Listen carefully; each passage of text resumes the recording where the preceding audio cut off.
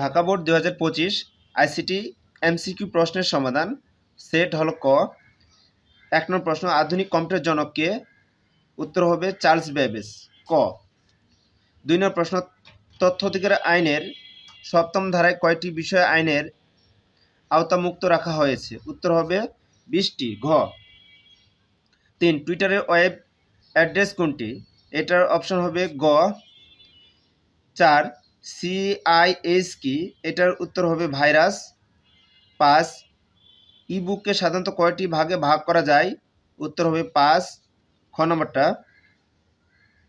6, digital content হলো এখানকার ছবি, অ্যানিমেশন, টেক্সট তিনটাই। উত্তর হলো ঘ। 7 নম্বর প্রশ্ন, ইন্টারনেটে কোন ঘটনার ভিডিও সরাসরি সম্প্রচার করাকে কি বলা হয়? এটা 7-এর উত্তর হবে খ।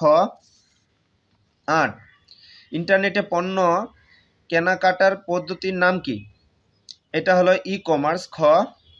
তারপর ইউনিক পাসওয়ার্ড তৈরিতে এখানকার 1 আর 2 উত্তর, সেটা হবে ক। 10, মাইক্রোপ্রসেসর কত সালে আবিষ্কৃত হয়?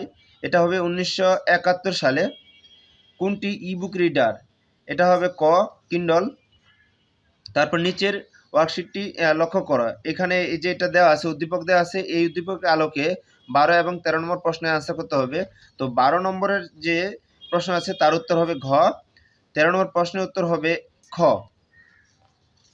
তারপর দেখো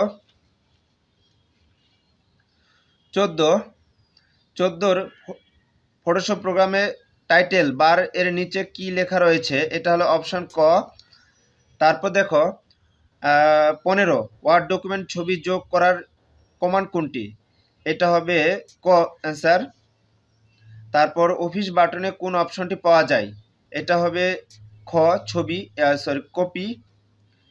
17, computer out of memory message দেখলে কোনটি অধিক ব্যবহৃত করতে হবে? এটা হবে র্যাম।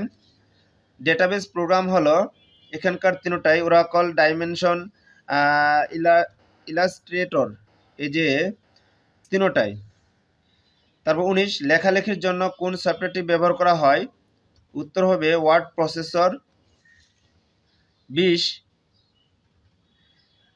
কোনটি ইন্টারনেট অ্যাক্টিভ মাল্টিমিডিয়া? এটা হবে ক, ভিডিও গেমস। তারপর 21 দেখো, শর্তযুক্ত তথ্য সংরক্ষণ এবং মুদ্রণ নেওয়ার জন্য প্রদর্শিত তথ্য কি আকারে সংরক্ষণ করতে হবে? এটা হবে মডিউল।